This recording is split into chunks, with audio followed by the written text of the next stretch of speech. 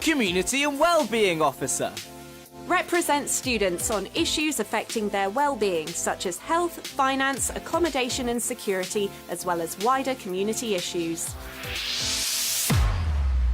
Hi, welcome. So briefly introduce yourselves and we'll get started. Hi, I'm Stephen. I go by he, him, his pronouns, and yeah. That's fine.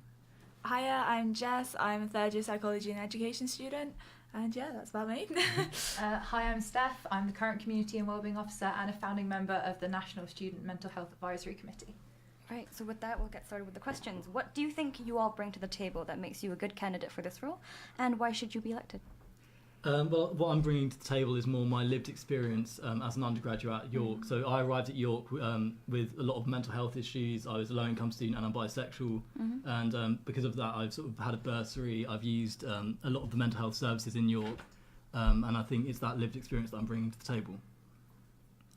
Again, I've kind of similar kind of experiences as well, but also I've kind of done a lot of work on college committees. I've kind of looked and seen how the YUSU kind of wellbeing works and how it is, and I'm just me. I'm a person. I listen and I really care about people. So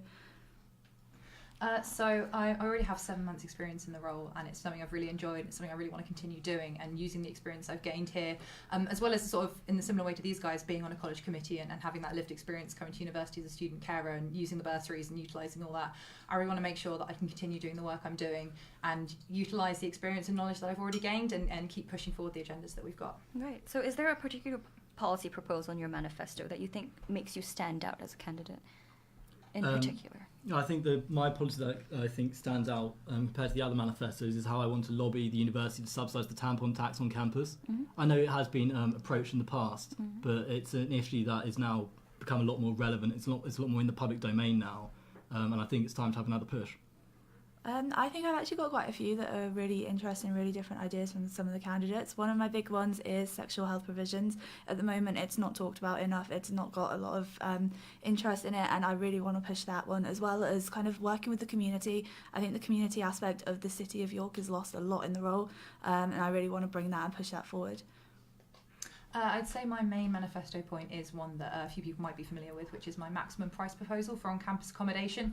So it's basically trying to prevent students from being allocated accommodation they can't afford and pushing them into poverty. So it's the idea that when you apply for your accommodation on campus as a first year, you can select exactly how much, or sort of a bracket of pricing that you can afford, and that will be the absolute maximum that you can afford, taking into account any jobs you have, any savings, and the loan you'll be getting, so that when you select that bracket, the university cannot push you into more expensive accommodation, and if it does, it has to guarantee that it will provide you with bursary or extra financial support. So what do you think is the single most important issue facing community and well-being in York today? And I know it's a bit of a hard question, but you can kind of look at parts of your manifesto that you want to highlight in particular that you think is the main issue that we haven't addressed prior. Well, I think it's actually, this is more of a national issue, but I think it's mental health. I mean, obviously a lot of good work is going on already. You know, the online digital service platform that Effie's introduced is very good, but still a lot more work needs to be done. We need to be working more with York Mind, the Samaritans, Survive UK, and really bring them into campus and make them points of support that all students know and know how to access. I think, mental health is probably the single greatest issue facing our generation today, and more needs to be done. I'd kind of echo Stephen there a lot, but also to be able to tackle those issues in York, you need people engaged, and you need people engaged with YUSU. You need to go and speak to them, go face to face. Reports have found that people are really dissatisfied with the fact that SABs don't go out there, they don't go and speak to people. So go out, walk out, go and have a chat with someone that you see on the street, go to the colleges, and to be able to get them engaged is then how we can tackle the big issues, the mental health, kind of sexual health, the community aspects, all of those. I would agree that mental health is a huge issue, but I'd personally say that it's probably financial circumstances that's the biggest stressor for most students and one of the biggest complications at the moment. Obviously, we have the cost of accommodation going up, we have the potential introduction of differential fees, that's a massive concern. We have Brexit that's coming up, and again, the uncertainty for our international students not knowing if they'll be able to afford to come here or afford to live here, or even if they'll be able to get a visa. And then when I conducted research on World Mental Health Day this year, we found that financial pressures were the biggest cause of mental health problems with students at this university. We got over 700 responses.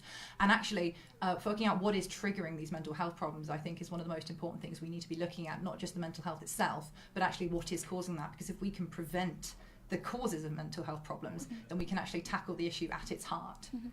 Yeah, and on that note, I think it's very important that leave of absence students still have access to the support that students at York have. I think it's actually horrible that we're not allowing students who are on a leave of absence to get back into the system. We should be encouraging them to return as students in the following year. All three of you just mentioned improving mental health services. Mental health is a very big issue in the university. So you also all mentioned improvement to mental health services and access in your manifestos. How will you go about these improvements in reality? Yeah, well, I mentioned that in my remarks earlier. I want to work closely with external bodies such as York Mind, the Samaritan, Survive UK, the Royal Lifesaving Society, and others, and really bring them into campus. I think simple things like, during Freshers Week we have a compulsory fire and safety talk. We should have a compulsory health talk that includes mental, physical and sexual health, and we can invite these bodies such as Open Door and York Mind onto stage and actually talk to students. Another simple thing is just sort of a student support crib sheet in every bedroom, pinned to the board. It can say exactly who they need to go to for different issues and give all the numbers and emails, things like that. Just lots of simple, easy changes. Yeah, so I've got quite a lot of stuff in my manifesto about it. So one of the big things is continuing a lot of the campaigns and a lot of the awareness that's already been done. Obviously, it's such a short-term kind of role, this officer position. So continuing some of the stuff that obviously Steph and Mia and all those other SABs before have done, but also bringing about some new ideas and making things more accessible, using different sources of social media. So Instagram, for example, has been found to be one of the biggest social media uses amongst uni students. So kind of using that and utilising that a lot more.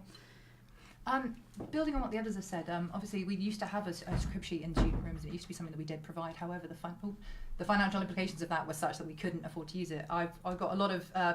shall I finish up now? Have a look at my manifesto if you want to see all my... Text now 07 851 101 313.